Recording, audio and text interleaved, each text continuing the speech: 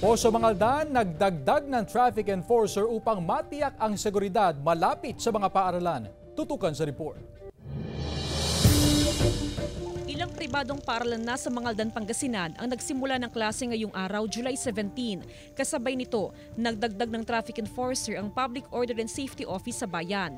Nakatalaga sa mga pedestrian lane, malapit sa mga paaralan ang mga traffic enforcer para maiwasan ang aksidente, lalo na sa mga estudyante. Mahigpit naming tinututukan ang mga pedestrian lane na tawiran ng mga bata. Mas magiging kampante raw ang mga magulang sa kaligtasan ng kanilang mga anak dahil sa hakbang na ito ng poso. Okay yun, para maayos ang takbo ng traffic. Kasi pag pasukan na, talagang magiging magulo na. Malaking tulong din sila sa pagbibigay ng seguridad sa mga learner. Para sa ganun, maiwasan natin po yung mga posibleng mga problema kagaya ng pagkakantala, ng pagpasok, mga disgrasya, ganyan po. Sa July 29, 2024, magsisimula ang klase sa mga pampublikong paaralan.